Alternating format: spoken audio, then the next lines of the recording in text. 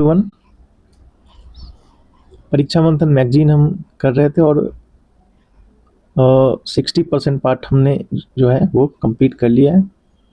अभी भी हमारे पास जो है वो 60 पेजेज बचे हुए हैं। 60 पेजेज के अंदर science and tech, important schemes, centre और स्टेट्स दोनों के, और एक हेल्थ का सेक्शन अभी भी हमारा बचा हुआ है। ठीक है, तो ये बहुत इम्पॉर्टेंट पार्ट है। ये मैं करना भूल गया था और मुझे ध्यान बिल्कुल नहीं रहा था, लेकिन आज इसे पूरी तरीके से 60x60 पेज जो है ये पूरा आज अपलोड कर दिया जाएगा। ठीक है, तो वीडियो लंबा होगा, बने रहें। और ये बहुत इंपॉर्टेंट पार्ट है, यहाँ से सीधे क्वेश्चन आएंगे एग्जाम में, तो ये पार्ट सबसे इम्पॉर्टेंट पार्ट है हमारा। तो स्टार्ट करते हैं हम लोग। फर्स्ट वन है हमारा कॉस्मिक फिलामेंट। हाल ही में ऑक्सफोर्ड विश्वविद्यालय के द्वारा ये जो कॉस्मिक फिलामेंट जो है बेसिकली ये 50 मिलियन प्रकाश वर्ष मतलब लाइट ईयर लंबे कॉस्मिक फिलामेंट की रिपोर्ट दी है। कॉस्मिक फिलामेंट है क्या? कॉस्मिक या गैलेक्सी फिलामेंट ब्रह्मांड के कॉस्मिक वेव में सबसे बड़े धागे थ्रेड्स हैं ये बेसिकली। एक एकल कॉस्मिक फिलामेंट संरचना करोड़ों प्रकाश वर्ष तक विस्तारित होती है। ये मैगजीन जो है ना, ये हिंदी मीडियम में है और मेरा मीडियम जो है वो इंग्लिश है। क्योंकि मैगजीन काफ़ी रिलायबल है तो मैंने सोचा कि मैं इसी से करता हूँ। और ये मैगजीन जो है ईयरली वाला जो होता है इसका, ये बस हिंदी में आता है जो भी हम लोग कर रहे हैं। बाकी जो 3-3 महीने पे एक और आ चुका होगा अभी 22 मार्च को। ठीक है, तो इसके बाद जो है वो मैं ख़रीद के लाऊंगा, उसके बाद मैं उसका इंग्लिश में ही वीडियो बनाऊंगा। ठीक है, तो इसको हम लोग कर लेंगे। जहाँ ज़रूरत पड़ेगी कि मुझे इंग्लिश में कन्वर्ट कर देना है, समझ नहीं आ रहा है, वहाँ पे कोशिश करेंगे कि कन्वर्ट कर दिया जाए। बेसिकली ये मैं अपने लिए ये वीडियो बनाता हूँ ताकि एग्ज़ाम के टाइम में मैं इसको रिवाइज कर सकूँ। और मैंने इसको अपलोड कर दिया ताकि अगर कोई किसी के काम आ सके तो वो भी इसका यूज कर लेंगे। ठीक है, तो आगे बढ़ते हैं। तो ये जो फिलामेंट है वो थ्रेड्स हैं कॉस्मिक वेग में। ये फिलामेंट ब्रह्मांड में ज्ञात सबसे बड़ी संरचनाएं हैं जो आकाश गंगाओं के एवं मतलब गैलेक्सीज, आकाश गंगा मतलब गैलेक्सी हो गया, एवं डार्क मैटर की विशाल व सूत्र जैसी संरचना है जो एक ब्रह्मांडीय मचान कॉस्मिक स्कैफोल्डिंग का निर्माण करती है। ये कॉस्मिक वेब फिलामेंट नर्सरी के रूप में कार्य करते हैं जहां आकाश गंगाएं अपने तारा निर्माण को ईंधन देने वाली प्राचीन गैस को एकत्रित करके विकसित होती है। ठीक है, तो ये हो गया हमारा कॉस्मिक फिलामेंट। अब आगे बढ़ते हैं। भारत का पहला निजी ऑर्बिटल रॉकेट विक्रम-1 है।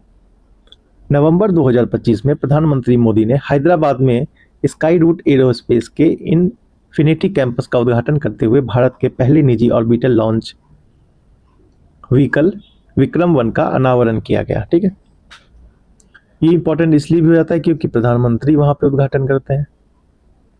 विक्रम-1 लॉन्च व्हीकल के बारे में हम जान लेते हैं। निजी ऑर्बिटल लॉन्च वाहन है जो लगभग 300 किलोग्राम पेलोड को निम्न भू कक्षा मतलब लो अर्थ ऑर्बिट 160 से 2000 किलोमीटर में स्थापित करता है। इसका कार्बन फाइबर हल्का व मजबूत ढांचा इसे तेज, कुशल और प्रतिस्पर्धी बनाता है, कॉम्पिटिटिव बनाता है, स्ट्रैटेजिक बनाता है। कार्बन फाइबर से ये बना है। यह बहु उपग्रह प्रक्षेपण है, मल्टी सैटेलाइट इंसर्शन करने में सक्षम है, जो भारतीय निजी क्षेत्र के लिए पहली उपलब्धि है। आपको पता होगा कि पहले भारत में जो प्राइवेट प्लेयर्स थे उनके लिए ये जो क्षेत्र है वो ओपन नहीं हुआ करता था, ये पूरी तरीके से गवर्नमेंट के अंदर में आता है। लेकिन अब जो है इसे प्राइवेटाइज किया जा रहा है स्पेस को। इसे 24 घंटे के भीतर किसी भी लॉन्च साइट से असेंबल एवं लॉन्च किया जा सकता है। अब जीपीएस स्पूफिंग क्या है? हाल ही में दिल्ली के इंदिरा गांधी अंतर्राष्ट्रीय हवाई अड्डे पर जीपीएस स्पूफिंग से जुड़े तकनीकी व्यवधानों के कारण सैकड़ों उड़ानें प्रभावित हुई थी। हमने हाल फिलहाल में देखा था, जो टिकट नहीं कर पा रहे थे लोग, पूरा उनका जो वेबसाइट था वही हैक कर दिया गया था एक तरीके से। अधिक चिंताजनक है क्योंकि जीपीएस स्पूफिंग सामान्यतः युद्धग्रस्त क्षेत्रों में देखी जाती है, जबकि दिल्ली जैसे सुरक्षित वायु क्षेत्र में इसका होना भारत की उड्डयन सुरक्षा प्रणाली के लिए बड़ी चेतावनी है। क्या है जीपीएस स्पूफिंग? एक प्रकार का सिग्नल व्यवधान है, सिग्नल इंटरफेरेंस, क्योंकि हवाई जहाज जो होता है सारा उसमें सिग्नल का खेल होता है, उस सिग्नल को ही इंटरप्ट कर दिया गया, उसी को कहते हैं जीपीएस स्पूफिंग, जिसमें एक उपकरण जीपीएस उपग्रहों की ही आवृत्ति पर नकली कृत्रिम सिग्नल प्रसारित करती है। ऐसी चीज़ें जो है चाइना बहुत ज़्यादा करता है, वो पूरा भेज देता है, उसके द्वारा उसको कनेक्ट कर लेता है, तो फिर दोनों की उसको पता ही नहीं चलता है कि दोनों में से कनेक्ट किससे हैं हम, क्योंकि कोई भी जो सैटेलाइट होता है उसी से कनेक्ट करके सारा जो सिस्टम जो होता है वो चलता है। अब सैटेलाइट ही गलत हो गया, उसी को कह दिए जीपीएस स्पूफिंग। स्पूफिंग से समझ जाना, यह जैमिंग से अलग है। जैमिंग क्या होता है? सिग्नल पूरी तरह बाधित हो जाता है। स्पूफिंग में सिग्नल मिलता है किंतु वह गलत दिशा दिखाता है, जो कि अधिक खतरनाक है।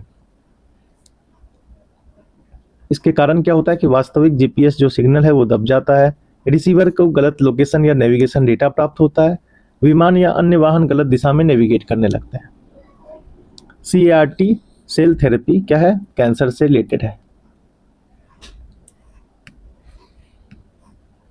हाल ही में प्रधानमंत्री मोदी ने भारत को विज्ञान एवं नवाचार मतलब साइंस एंड इनोवेशन के क्षेत्र में नई ऊंचाइयों पर ले जाने के लिए 3 महत्वपूर्ण आविष्कार राष्ट्र को समर्पित किए हैं। पहला है क्वांटम सिक्योरिटी चिप। इसको विक्रम चिप भारत का तो पहला था ना, एक बार हम लोग उसको क्लियर कर लेंगे। फिर दूसरा है 25 qubit QPU quantum processing unit, Bharat की पहली क्वांटम कंप्यूटिंग चिप। अच्छा, क्वांटम सुरक्षा चिप है ये क्वांटम कंप्यूटिंग चिप है। और CAR-T cell therapy next CAR-19 Bharat की पहली स्वदेशी कैंसर कोशिका थेरेपी है। इसको याद रखिएगा, CAR-T थेरेपी, ठीक है, वो नेक्स CAR-19, ये नाम ध्यान रखना है। ये तीनों ही बहुत ही इंपॉर्टेंट है, इसको ध्यान रखेंगे।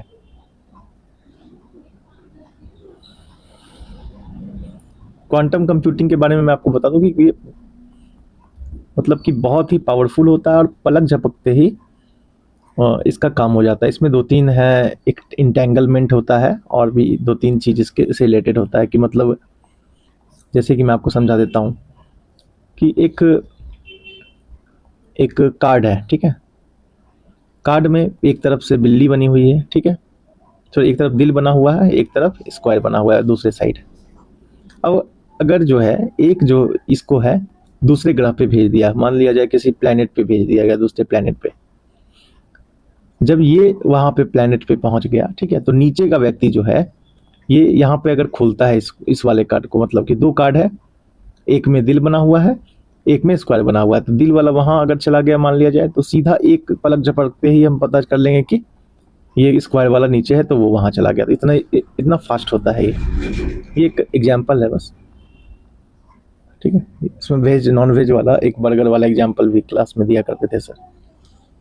क्या है CAR-T सेल थेरेपी? CAR-T कायडेमिक एंटीजन रिसेप्टर T सेल एक उन्नत इम्यूनोथेरेपी है, जिसमें रोगी की T कोशिकाओं, श्वेत रक्त कोशिकाओं का एक प्रकार को प्रयोगशाला में संशोधित किया जाता है ताकि वे कैंसर कोशिकाओं को पहचान कर नष्ट कर सकें। ये प्रिसीजन टेक्नोलॉजी है, जो कि प्रिसीजन के साथ जो है जहाँ पर वार करना चाहिए वहीं पर करता है।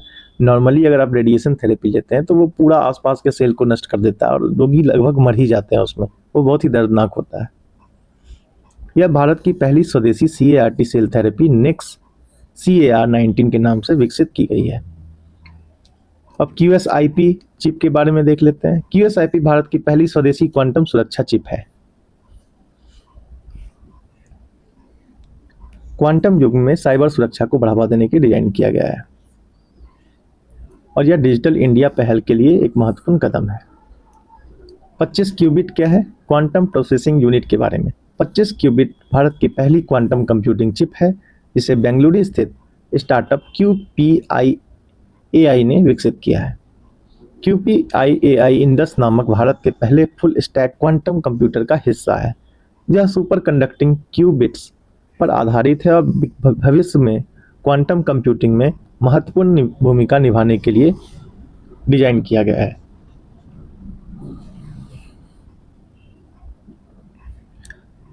अगला हमारा करंट अफेयर क्या है? माइक्रोस्कोपिक क्वांटम मैकेनिकल टनलिंग, भौतिकी में नोबेल पुरस्कार 2025, फिजिक्स के अंदर नोबेल पुरस्कार इस चीज को दिया गया है। Microscopic quantum mechanical tunnelling royal Swedish academy द्वारा ये दिया जाता है। साइंसेज ने वर्ष 2025 का फिजिक्स का नोबेल पुरस्कार संयुक्त राज्य अमेरिका के 3 वैज्ञानिकों को दिया गया। पहला कौन है? जॉन क्लार्क, दूसरा मिशेल डेवोरेट, तीसरा जॉन मार्टिनिस को उनके विद्युत परिपथों में माइक्रोस्कोपिक क्वांटम मैकेनिकल टनलिंग और ऊर्जा क्वांटाइजेशन की खोज के लिए प्रदान किया है। उनके अनुसंधान ने सुपर कंडक्टिंग सर्किटों के विकास का मार्ग प्रशस्त किया है, जो भविष्य में व्यवहारिक क्वांटम कंप्यूटरों और सेंसरों की नींव बन सकते हैं। यह क्वांटम प्रौद्योगिकी के क्षेत्र में एक महत्वपूर्ण उपलब्धि है। मुख्य बिंदु देख लेते हैं। वैज्ञानिकों ने क्वांटम टनलिंग की अवधारणा को स्वच्छ माइक्रोस्कोपिक स्तर से आगे बढ़ाते हुए इसे बड़े पैमाने मैक्रोस्कोपिक सिस्टम पर लागू किया। उनके कार्यों से यह सिद्ध हुआ कि बड़े और दृश्यमान तंत्र जैसे सुपर कंडक्टिंग सर्किट भी टनलिंग और ऊर्जा क्वांटीकरण जैसे विशिष्ट क्वांटम गुण प्रदर्शित कर सकते हैं। उन्होंने अतिचालक सुपर कंडक्टिंग पदार्थों का उपयोग करके जोसेफसन जंक्शन नामक एक अतिचालक प्रणाली का निर्माण किया, जिसमें अरबों कूपर युग्म कूपर पेयर्स एक एकल सामूहिक क्वांटम इकाई के रूप में कार्य करते हैं। जब इस प्रणाली को लगभग परम शून्य तापमान तक ठंडा किया गया तो यह देखा गया कि इसकी विद्युत अवस्था ऊर्जा अवरोधों के माध्यम से टनल बना सकती है तथा अचानक परिवर्तन प्रदर्शित करती है, जो क्लासिकल प्रकृति के विपरीत स्पष्ट रूप से क्वांटम प्रकृति की पुष्टि करता है। लिटिल बिग टेक्निकल, उतना टेक्निकलिटी में हमें नहीं जाना है, एग्जाम में ये सब नहीं पूछेगा। और ये हम लोग जनरल स्टडीज पढ़ते हैं तो उतना बस ये जान लीजिए कि क्या है, नहीं है, उतना इंपॉर्टेंट है, ज़्यादा ध्यान नहीं देना है। महत्व क्या है? क्वांटम कंप्यूटिंग, क्रिप्टोग्राफी पर प्रभाव, वैश्विक प्रासंगिकता क्या है? भारत सहित कई देश क्वांटम प्रौद्योगिकी में बड़े पैमाने पर निवेश कर रहे हैं। भारत का राष्ट्रीय क्वांटम कंप्यूटिंग मिशन वर्ष 2031 तक कार्यात्मक क्वांटम कंप्यूटर विकसित करने का लक्ष्य रखता है। राष्ट्रीय क्वांटम मिशन वर्ष 2031 तक है, डेट याद रखिए। क्वांटम टनलिंग क्या है? जिसमें एक कण जैसे इलेक्ट्रॉन एक ऊर्जा अवरोध एनर्जी बैरियर को पार कर सकता है, भले ही क्लासिकल फिजिक्स के अनुसार उनके पास उसे पार करने के लिए पर्याप्त ऊर्जा न हो। यह घटना तरंग कण द्वैतता इतना इंपॉर्टेंट नहीं, आगे बढ़ते हैं। क्वांटम टनलिंग का कुछ उपयोग है कि एटम्स का मैप तैयार कर लेगा, फ्लैश मेमोरी या यूएसबी ड्राइव और एसएसडी जैसे उपकरणों में पाई जाती है।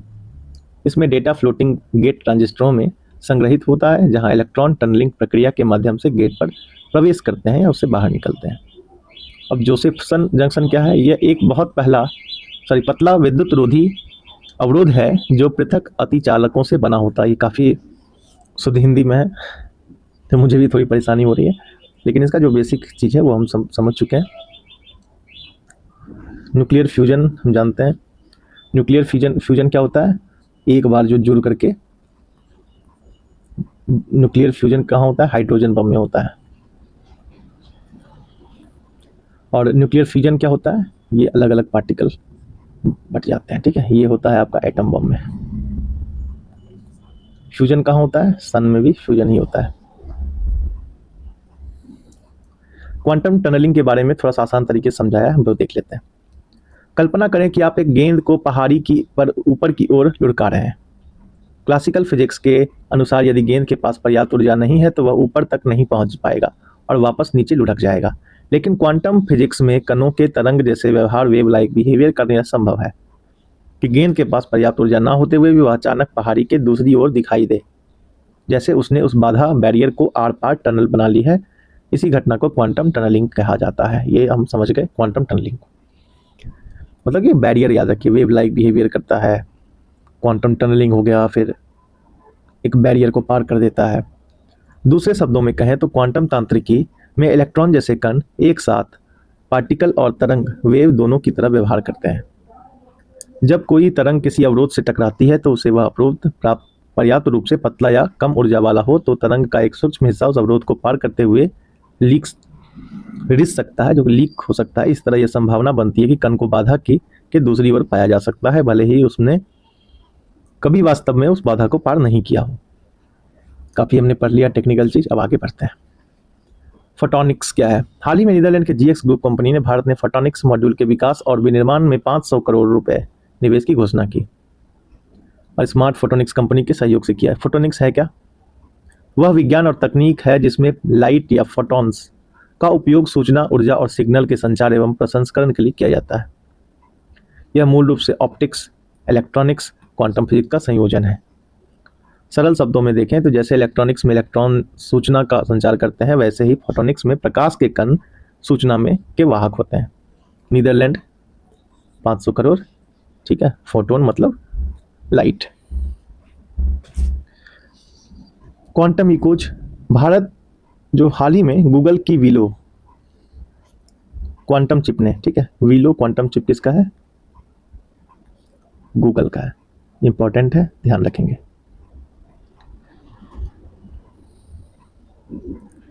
एक वेरीफाइबल एल्गोरिथम का संचालन के जो 13,000 गुना अधिक तेज है पारंपरिक सुपर कंप्यूटरों से। यह उपलब्धि पहली बार सत्यापनीय क्वांटम वर्चस्व वेरीफाइबल क्वांटम एडवांटेज के रूप में दर्ज की गई। क्वांटम वेरीफाइबिलिटी का अर्थ है कि किसी क्वांटम कंप्यूटर द्वारा किए गए गणनात्मक परिणामों की शुद्धता और सत्यता को स्वतंत्र रूप से सत्यापित करने की क्षमता। इस एल्गोरिदम को क्वांटम इकोज एल्गोरिदम नाम दिया गया है। यह algorithm out of time order correlators OTOC के सिद्धांत पर आधारित है। टेक्निकल है, उतना ध्यान नहीं देना है। जोहो प्लेटफॉर्म क्या है? सरकारी डिजिटल जो है सब जोहो पे शिफ्ट हो गई हैं। भारत सरकार ने 12 लाख केंद्रीय कर्मचारियों को ईमेल खातों को नेशनल इंफॉर्मेटिक्स सेंटर के सिस्टम से जोहो प्लेटफॉर्म पर स्थानांतरित किया है। जोहो क्या है? क्लाउड आधारित सॉफ्टवेयर कंपनी है जो छोटे व मझोले व्यापारों के लिए बिजनेस एप्लीकेशन विकसित करती है। मझोले मतलब कि मीडियम। इसका मुख्यालय तमिलनाडु के तेनकासी में स्थित है। जो प्लेटफॉर्म ने अपनी व्यापक स्वदेशी सॉफ्टवेयर सेवाओं के माध्यम से भारत सरकार की ईमेल और ऑफिस उत्पादकता सेवाओं को संभालने के लिए महत्वपूर्ण भूमिका निभाई है। अमित शाह भी जोहो पे मेल पे शिफ्ट हो गए। जोहो मेल को इसलिए चुना गया क्योंकि ये अपना देश का है, थोड़ा सिक्योरिटी भी रहेगा, स्वदेशी प्लेटफॉर्म है। गूगल वर्क स्पेस और माइक्रोसॉफ्ट ऑफिस जैसे विदेशी सॉफ्टवेयर की जगह धीरे धीरे स्वदेशी विकल्प अपनाना चाहती है। संवेदनशील सरकारी संचार में डिजिटल संप्रभुता को प्राथमिकता दे रही है। 1996 में इसकी स्थापना हुई। जो होगी श्रीधर वेम्बू इनके और टोनी थॉमस जो है संस्थापक हैं। 2009 में नाम बदलकर जोहो कॉर्पोरेशन किया गया है।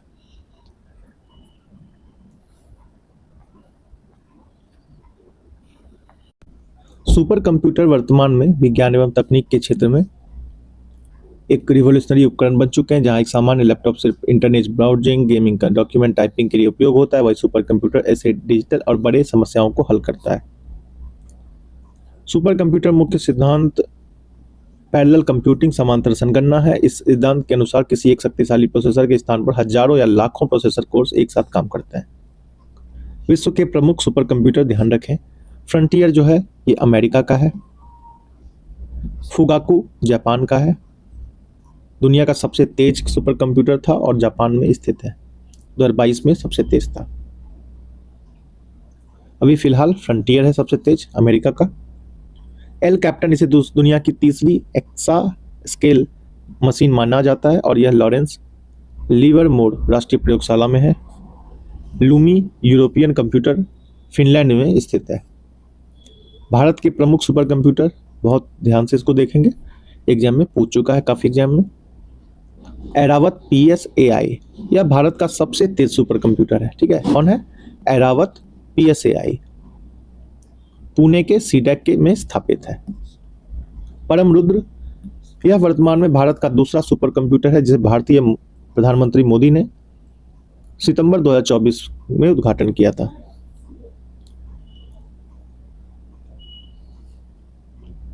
परम सिद्धि यह भी भारत के सबसे तेज सुपर कंप्यूटर में से एक था और भारतीय और राष्ट्रीय सुपर कंप्यूटिंग मिशन का हिस्सा है। नेशनल सुपर कंप्यूटिंग मिशन जो है, इसको एक बार गूगल जरूर करें आप, ठीक है, एक बार थोड़ा सा आइडिया ले लेने के लिए।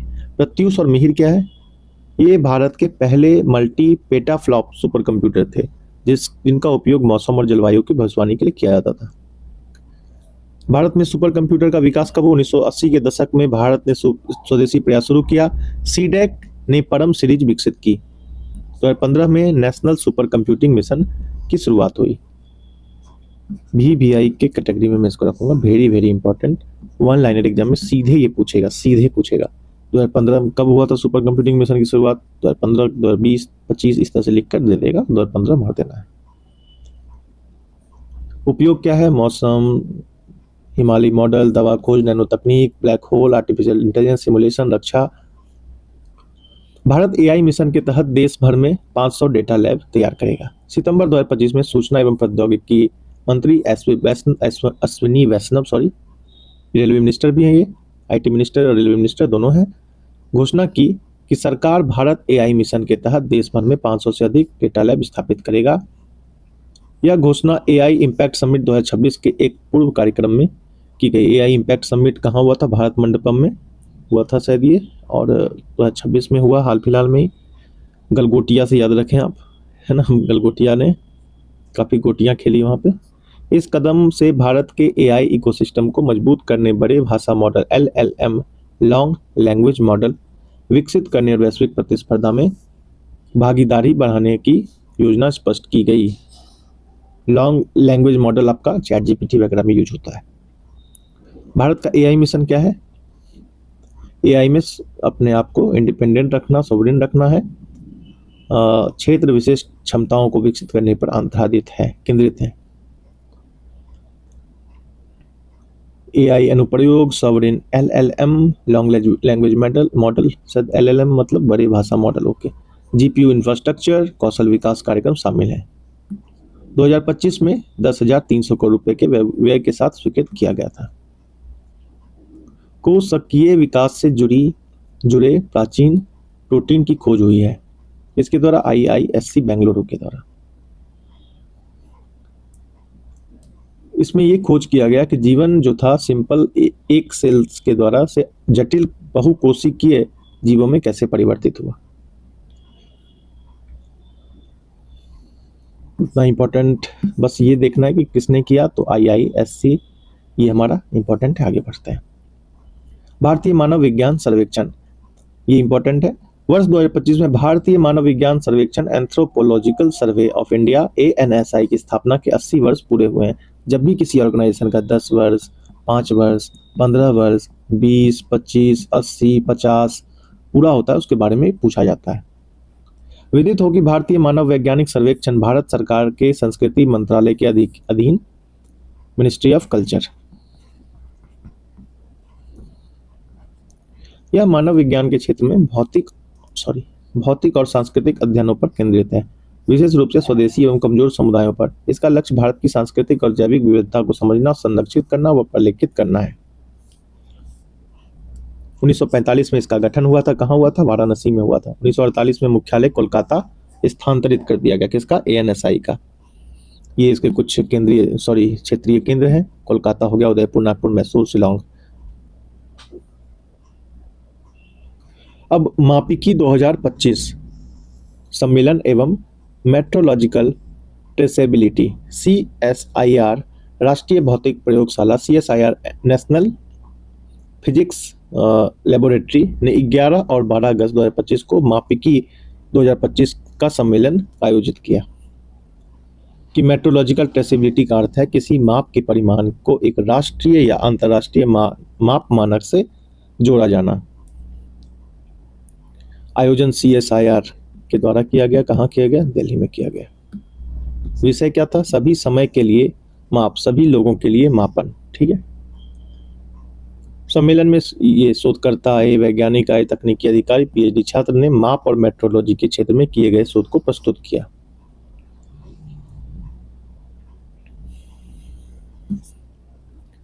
अब कैरेली चिप क्या है? भारत में सेमीकंडक्टर एवं आर्टिफिशियल इंटेलिजेंस के क्षेत्र में आत्मनिर्भरता की दिशा में एक उल्लेखनीय पहल करते हुए हाल ही में केरल डिजिटल यूनिवर्सिटी ने कैरेली एआई चिप का विकास किया। बहुत इंपॉर्टेंट है, ठीक है। केरला के द्वारा अपना चिप बना लिया। वो लोग सोचो कि भारत सरकार इनोवेशन कर रही है, लेकिन स्टेट भी करने में आगे नहीं है। खास करके साउथ इंडियन स्टेट जो हैं इस मामले में बहुत आगे हैं। वो एक समझ लो कि छोटी कंट्री के तौर पे काम कर रहा है। विदित हो कि यह केरल की पहली सिलिकॉन प्रमाणित आर्टिफिशियल इंटेलिजेंस चिप है जिसे डिजिटल यूनिवर्सिटी केरल ने विकसित किया है। इसे केंद्र सरकार के चिप टू स्टार्टअप कार्यक्रम के तहत विकसित किया गया। ये भी इंपॉर्टेंट है। HAL और SSLV समझौता, HAL और SSLV। भारत अंतरिक्ष अनुसंधान संगठन इसरो ने HAL को छोटे उपग्रह प्रक्षेपण यान मतलब कि SSLV small satellite launch vehicle जो होता है के तकनीक हस्तांतरित करने के लिए 511 करोड़ का समझौता किया है। किसके साथ किया गया है बस इतना ध्यान रखो। HAL SSLV small satellite launch vehicle किसके द्वारा? इसरो के द्वारा इसको प्रोजेक्ट दिया गया। आगे बढ़ते हैं।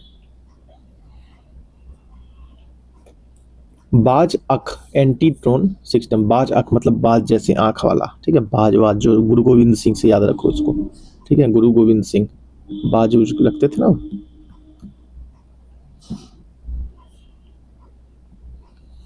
हाल ही में पंजाब सरकार ने बाज अख नामक एंटी ड्रोन सिस्टम लॉन्च किया, जिसके तहत ड्रोन निगरानी और नियंत्रण के लिए अत्याधुनिक तकनीक तैनात की गई।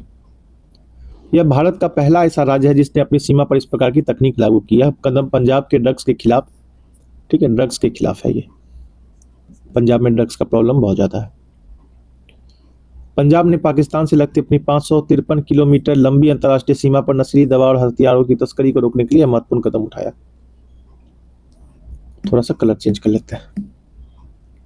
क्रॉप सीड्स ऑन ISS परियोजना क्या है? 15 जुलाई 2025 को एक्सियोम 4 मिशन के तहत ग्रुप कैप्टन सुभान शुक्ला की अंतर्राष्ट्रीय अंतरिक्ष स्टेशन से वापसी के बाद भारतीय अंतरिक्ष विज्ञान एवं प्रौद्योगिकी संस्थान IIST ने शोधकर्ता ISS पर भेजे गए कृषि बीजों का पोस्ट फ्लाइट उड़ान पश्चात अध्ययन करेंगे।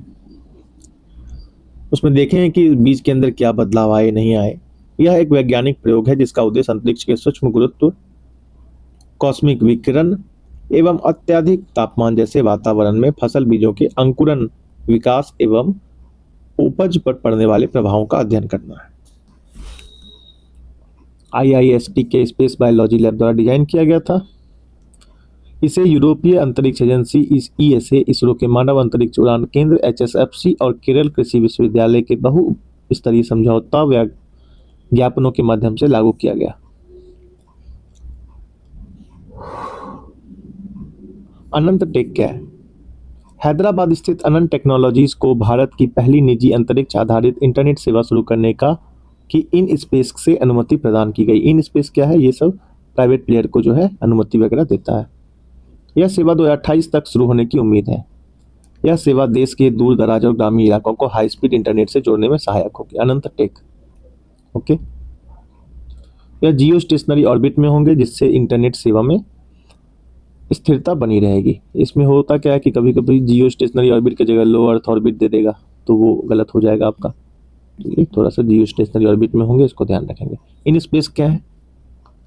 भारत सरकार का एक निकाय है जो निजी क्षेत्र को अंतरिक्ष क्षेत्र में प्रोत्साहित करता है।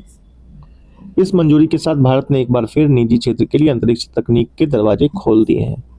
यह स्वीकृति स्टारलिंक, वनवेव, अमेजॉन कुइपर जैसी अंतर्राष्ट्रीय कंपनियों को स्थानीय प्रतिस्पर्धा देती है।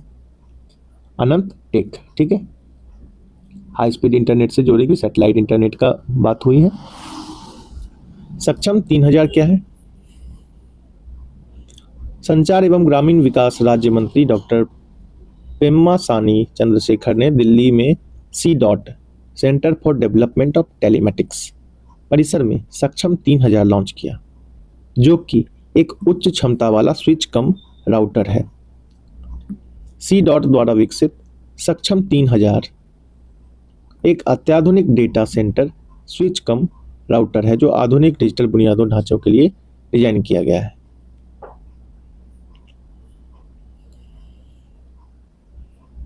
ये हाइपर स्केल डेटा सेंटरों की बढ़ती जरूरतों को पूरा करने के लिए डिजाइन किया गया है।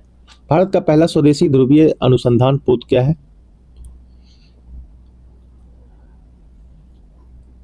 पोलर एवं जो ओशियनिक आपका रिसर्च है उसके क्षेत्र में एक ऐतिहासिक कदम उठाते हुए भारत सरकार ने उपक्रम गार्डन रीच शिप बिल्डर एवं इंजीनियर्स ने नॉर्वे की कंपनी कॉन्सबर्ग के साथ पहले स्वदेशी ध्रुवीय अनुसंधान पोत polar research vessel polar research vessel के निर्माण के लिए एक समझौता ज्ञापन पर हस्ताक्षर किया। इस समझौते के तहत यह पोत वैश्विक मानकों के अनुरूप होगा, भारत के अंतर्राष्ट्रीय वैज्ञानिक सहयोग को मजबूत करेगा। ये वही आपका वेसल है, पोलर मतलब पोलर की तरफ जाकर के रिसर्च करेगा। जिस पोलर क्या होता है, अर्थ है, यहाँ पे आपका पोल्स होता है, ठीक है। इस वाले पार्ट पे ये जाकर रिसर्च करेगा यहाँ से। ओके, बेसिकली शिप होगा, मुझे लगता है वेसल अगर है तो शिप है। अंतर्राष्ट्रीय प्रशासनिक विज्ञान संस्थान की अध्यक्षता भारत द्वारा। मई 2025 में भारत ने अंतर्राष्ट्रीय प्रशासनिक विज्ञान संस्थान की वर्ष 2025 से 28 तक की अवधि तक की अध्यक्षता के लिए चुनाव में जीत प्राप्त की है। अब है क्या ये? अंतरिक्ष प्रशासनिक विज्ञान संस्थान सार्वजनिक प्रशासन के क्षेत्र में वैज्ञानिक अनुसंधान एवं सहयोग को बढ़ावा देता है। यद्यपि यह संयुक्त राष्ट्र का औपचारिक रूप से संबद्ध निकाय नहीं है, ठीक है, किंतु संयुक्त राष्ट्र के सार्वजनिक प्रशासन से संबंधित कार्यों में सक्रिय रूप से भाग लेता है। यूएन का पार्ट नहीं है, लेकिन उसके इंपॉर्टेंट डिसीजन में ये भाग लेता है, ठीक है। स्थापना 1930 में हुई थी। कहाँ हुई थी? इसका ब्रुसेल्स बेल्जियम में मुख्यालय है। 31 सदस्य देश है, 20 राष्ट्रीय खंड एवं, खैर उतना इंपॉर्टेंट नहीं है, आगे बढ़ता है। सूर्य के दक्षिणी ध्रुव का प्रथम चित्रण किया गया है। साउथ जो उसका है, साउदर्न पार्ट। 11 जून 2025 को यूरोपीय अंतरिक्ष एजेंसी ईएसए ने सोलर ऑर्बिटर पर लगे 3 उपकरणों द्वारा खींची गई सूर्य के दक्षिणी ध्रुव की तस्वीरें, साउथ पोल जो है सूर्य का, उसका तस्वीर जारी किया है। सोलर ऑर्बिटर मिशन द्वारा पहली बार वैज्ञानिकों ने सूर्य के उत्तरी एवं दक्षिणी ध्रुवों की स्पष्ट तस्वीर खींचने में सफलता प्राप्त की है। इन तस्वीरों में सूर्य के दक्षिणी ध्रुव को लगभग 40 मिलियन मील, लगभग 65 मिलियन किलोमीटर की दूरी से दिखाया गया है। विदित होगी सोलर ऑर्बिटर को वर्ष 2020 में फ्लोरिडा से लॉन्च किया। फ्लोरिडा कहाँ है? यूएस में। यह ईएसए प्लस नासा दोनों का कंबाइंड है मिशन। भारत जेन क्या है? केंद्रीय मंत्री डॉक्टर जितेंद्र सिंह ने भारत जेन शिखर सम्मेलन में भारतीय भाषाओं के लिए भारत का पहला स्वदेशी रूप से विकसित सरकारी वित्त पोषित एआई आधारित multi model large language model Bharat Gen क्या है? LLM मॉडल है भारत का।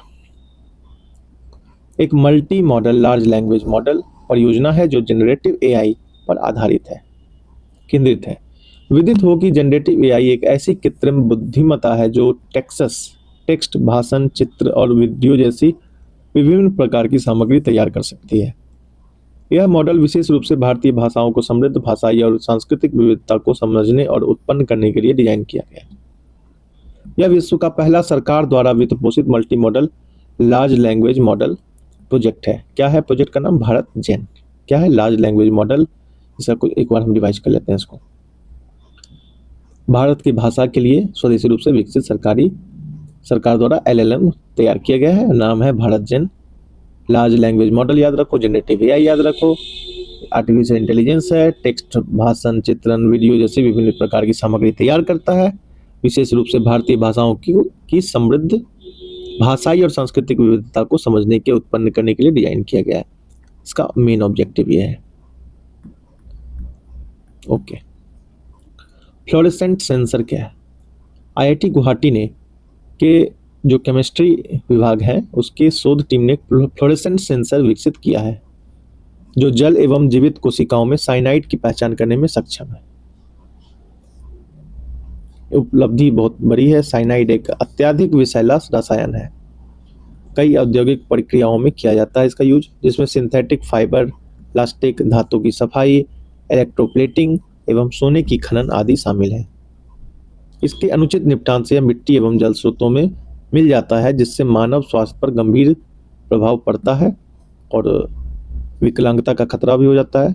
ऑक्सीजन की आपूर्ति को बाधित करता है, मृत्यु तक का कारण बन सकता है। किसने किया है? IIT गुवाहाटी। क्या के लिए? साइनाइड के लिए, फ्लोरेसेंट सेंसर।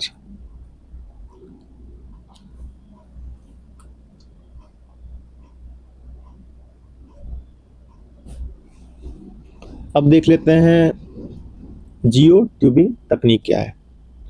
एक अध्ययन में पाया गया कि केरला के पुनथुरा तटीय क्षेत्र में जियो ट्यूब प्रौद्योगिकी का उपयोग करते हुए अप तटीय ब्रेक वाटर प्रणाली में उल्लेखनीय परिवर्तन हुए हैं। जियो ट्यूबिंग एक भू तकनीकी प्रौद्योगिकी है जिसमें बड़े पैमाने पर बने भू टेक्सटाइल के ट्यूब या थैलों का इस्तेमाल समुद्री तट, नदी तट एवं अन्य जल निकायों के किनारे संरक्षण के लिए किया जाता है। सिंथेटिक कपड़े से बने होते हैं जो पानी के प्रति प्रतिरोधी व मजबूत होते हैं। इन्हें रेत, मृदा या अन्य इंजीनियर्ड पदार्थों से भरा जाता है और ये तरंगों, लहरों एवं प्रवाहों की ऊर्जा को अवशोषित या कम करके तटों को 1 सेकेंड, थोड़ा सा पेन में प्रॉब्लम है आपकी। मतलब कि ये जो वेव्स होते हैं, स्ट्रॉन्ग वेव, उसको कंट्रोल कर लेता है, एब्जॉर्ब कर लेता है। भारत की पहली जीन संपादित भेड़ शेर कश्मीर द्वारा CRISPR-Cas9 से CRISPR-Cas9 तकनीक का उपयोग करके पहली जीन संपादित भेड़ विकसित की है। यह उपलब्धि पशु जैव प्रौद्योगिकी में भारत को वैश्विक जीन संपादन अनुसंधान के नक्शे पर स्थापित करती है। विदित हो कि जीन संपादन एवं आधुनिक जैव प्रौद्योगिकी तकनीक है जिसकी सहायता से वैज्ञानिक किसी जीव के DNA में सटीक लक्षित एवं प्रिसीजन टेक्नोलॉजी है। Basically CRISPR-Cas9। Cas9 क्या है कि एक मॉलिकुलर सीजर होता है। CRISPR मतलब मॉलिकुलर सीजर, मतलब कि एक माइक्रोस्कोपिक लेवल पे सीजर के तौर पे ये काम करता है। वो वहाँ पे कटिंग वगैरह करने का काम करता है CRISPR। इस क्षेत्र में सबसे उन्नत एवं सटीक तकनीक है जो अनुवांशिक सामग्री को जोड़ने, हटाने या बदलने में सक्षम है। भेड़ को विकसित करने में इसी तकनीक का प्रयोग किया गया है। Okay. Stratospheric airship platform.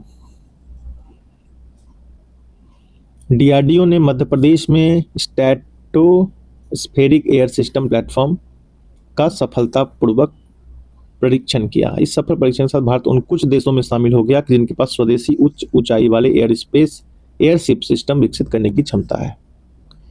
MP में किया, DRDO ने किया। इसके बारे में थोड़ा सा जानकारी है। ये प्लेटफॉर्म एक अत्यधिक ऊंचाई पर उड़ने वाला लाइटर देन एयर वाहन है जिसे विशेष रूप से पृथ्वी की सतह से 15 से 25 किलोमीटर की ऊंचाई पर वातावरण के स्ट्रेटोस्फेरिक क्षेत्र में काम करने के लिए डिजाइन किया गया है। यह एयरशिप ड्रोन एवं उपग्रहों के मुकाबले कम लागत में लंबी अवधि तक कार्य कर सकती है और इसका उपयोग विभिन्न रक्षा, इंटेलिजेंस व निगरानी मिशनों में किया जाता है। यह एयरशिप प्लेटफॉर्म रक्षा अनुसंधान एवं विकास संगठन DRDO के aerial delivery research and development establishment Agra ने विकसित किया है। हाल ही में दिल्ली के अंदर क्लाउड सीडिंग हुई थी, आपको ध्यान होगा, लेकिन वो शायद फेल हो गया था। क्लाउड सीडिंग के बारे में जरूर पढ़ें, दिल्ली में हुआ था, मुझे लगता है आगे दिया भी होगा। काफ़ी एम्बैरेसमेंट वाला वो क्षण भारत के लिए, वो फेल होना किसी भी देश के लिए। पर्यावरण अनुकूल स्नेहक क्या है? हाल ही में गुवाहाटी स्थित विज्ञान एवं प्रौद्योगिकी उन्नत अध्ययन institute of advanced study in science and technology ने वैज्ञानिकों ने एक अत्याधुनिक पर्यावरण अनुकूल स्नेहक क्या होता है, लुब्रिकेंट विकसित किया है। इसका प्रयोग घर्षण कम करने वाली सतहों के बीच घर्षण को कम करने के लिए किया जाता है। मशीनों में यूज होता है, ठीक है, इतना इम्पोर्टेंट नहीं है ये। मतलब पर्यावरण अनुकूल है, मतलब कि क्लाइमेट फ्रेंडली है, इसलिए इसको,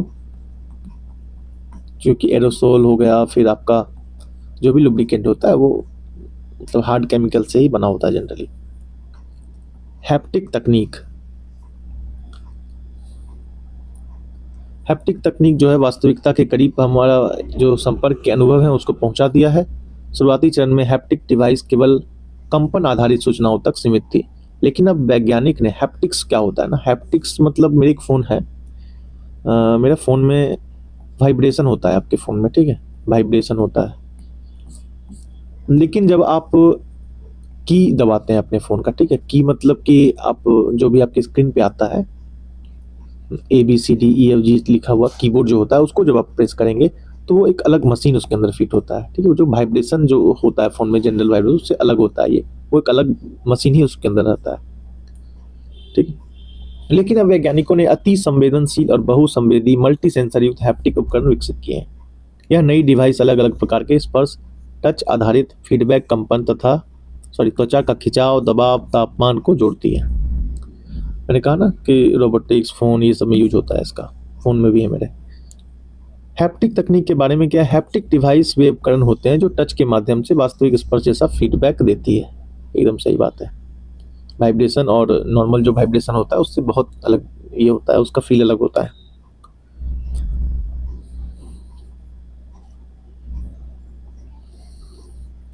सर्वम AI बनाएगा देश का पहला large language model.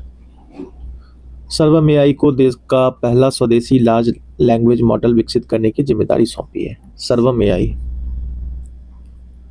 Large language model AI से रिलेटेड है, मानव जैसी भाषाओं का उपयोग कर सकते हैं, ठीक है। मैंने कहा आपसे ChatGPT वगैरह, जेमिनी वगैरह इसी पर आधारित होते हैं। पेरोव्स्काइट सौर सेल, सोलर सेल। हाल ही में नेचर पत्रिका में प्रकाशित एक अध्ययन में पेरोव्स्काइट और सेल के पुनर्चक्रण के लिए एक संधारणीय जल आधारित विधि का उल्लेख किया गया है। लिटरली यार बहुत टफ है ये, हिंदी में इतना प्रोनाउंस करना टॉर्चर है। मैं जल्दी जल्दी से वो कंप्लीट करना चाहता हूँ, क्योंकि मेरा जो कमिटमेंट है इसको कंप्लीट करने का वो पूरा हो जाए। देखते हैं कितना हमने कर लिया इसको, इस पेज को करने के बाद हम देखेंगे।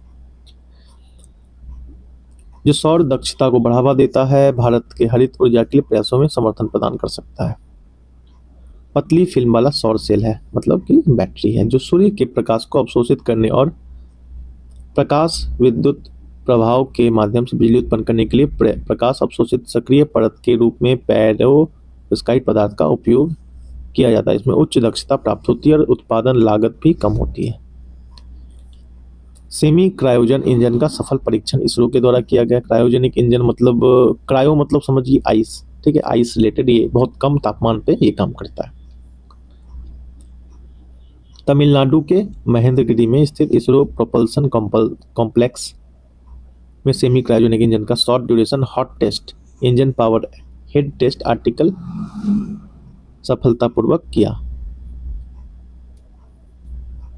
इसका उद्देश्य नवीनतम इग्निशन टेस्ट इंजन प्रणाली और अनुक्रमों को सत्यापित करता है, जो भविष्य में होने वाले लॉन्च वाहन अभियानों के लिए अत्यंत आवश्यक है। यह सेमी क्रायोजेनिक इंजन विकास के लिए योजना बनाई गई परीक्षण श्रृंखला का हिस्सा है। ये वाला करंट अफेयर बहुत इंपॉर्टेंट। अब हम आगे जो है कम इंपॉर्टेंट होगा उसको स्किप करेंगे, तो इस सारी चीज़ों को उतना पढ़ना कोई ये नहीं है, ठीक है। जो उतना इंपॉर्टेंट नहीं होगा सीधा उसका जो मेन हेडलाइन होगा वो हम पढ़ेंगे, आगे बढ़ेंगे। जीनोम इंडिया परियोजना इंपॉर्टेंट है। प्रधानमंत्री मोदी ने नई दिल्ली के विज्ञान भवन में आयोजित जीनोम इंडिया डेटा कॉन्क्लेव में जीनोम इंडिया परियोजना के पूर्ण होने की सराहना करते हुए इस अनुसंधान की विश्व में एक ऐतिहासिक कदम बताया। 2020 में जैव प्रौद्योगिकी विभाग द्वारा लॉन्च किया गया था और भारतीय विज्ञान संस्थान IISc बेंगलुरु द्वारा समन्वित किया गया। देश भर के 99 अलग अलग जनसंख्या के व्यक्तियों के जीनोम का अनुक्रमण शामिल किया था। यह भारत के 4600 जनसंख्या समूह का लगभग 2% था। इस परियोजना ने 10,000 व्यक्तियों के जीनोम का सफलतापूर्वक अनुक्रमण किया है। भारतीय जैविक डेटा केंद्र पोर्टल पर संग्रहित किया गया। जीनोम क्या होता है? जीन और जीनोम दो चीज होता है, उसको देख लेते हैं। जीनोम किसी जीव में DNA का पूरा समूह होता है, ठीक है। जीनोम जो होता है DNA का पूरा समूह होता है, जिसमें उस जीव के विकास, कार्यप्रणाली और प्रजनन के लिए आवश्यक सभी आनुवंशिक जानकारी होती है। जीवित जीवों में आनुवांशिकी जानकारी डीएनए के लंबे अणुओं में संग्रहित होती है जिसे गुणसूत्र कहा जाता है। मनुष्यों में जीनोम डीएनए की लगभग 3.5 मिलियन बेस जोड़ों से बना होता है जो गुणसूत्रों के 23 जोड़ों में संगठित होता है। ओके, 23 पेयर्स में संग्रहित होता है। सर्जिकल रोबोट क्या है भाई? कोलोन कार्सिनोमा से पीड़ित एक मरीज पर रोबोटिक राइट एक्सटेंडेड होमिकोलेक्टोमी की गई। पहली सर्जिकल रोबोट प्रणाली नई दिल्ली के राजीव गांधी कैंसर संस्थान में स्थापित की गई थी। इससे एक मरीज का ये हुआ था, कहाँ है? तो दिल्ली में है, राजीव गांधी कैंसर संस्थान में। रोबोटिक सर्जरी क्या है? कि डॉक्टर द्वारा रोबोटिक भुजाओं का उपयोग करके नए किए गए ऑपरेशन को संदर्भित करता है। यह प्रणाली में डॉक्टर कंसोल के माध्यम से रोबोटिक भुजाओं को नियंत्रित करते हैं, जबकि सामने एक 32 इंच का मॉनिटर होता है जो रोगी के शल्य चिकित्सा क्षेत्र का 3D दृश्य प्रदान करता है। उसमें एक सुरक्षा कैमरा भी होता है। जीन एडिटिंग से तैयार हुआ दुनिया का पहला सुपर हॉर्स अर्जेंटीना के वैज्ञानिकों ने किया है। इस टाइप के जो भी करंट अफेयर है उसको हम ज़्यादा डिटेल में नहीं पढ़ेंगे, आगे बढ़ेंगे। ये घोड़ा वोड़ा बनाया, कहाँ बनाया बस इतना देख लो, अर्जेंटीना में, उससे ज़्यादा कुछ काम नहीं है। हम देख लेते कि हम कहाँ तक पहुँचे। हमने पढ़ चुका है 9 पेजेस, ठीक है, 9 पेजेस हम लोगों ने देख लिया है।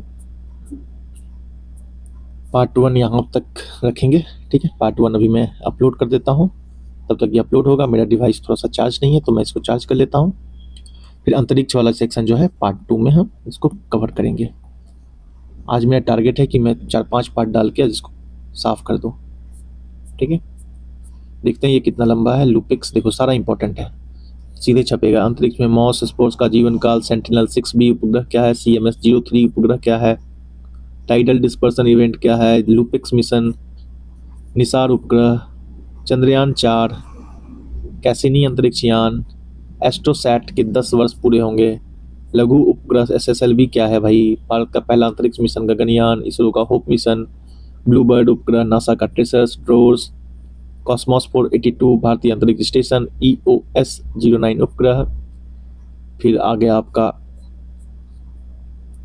काफ़ी इंपॉर्टेंट है, सारा इंपॉर्टेंट है इसके अंदर, बहुत इंपॉर्टेंट है। ये वाला जो करंट अफेयर होने वाला है ये सबसे इंपॉर्टेंट है, इसको मिस मत करना किसी भी कीमत पे। सब कुछ छोड़ देना लेकिन ये वाला मत छोड़ना, ठीक है। इसको मैं ख़त्म करता हूँ, ये पार्ट 1, ठीक है, तुरंत जाएगा ये भी। Okay, thank you.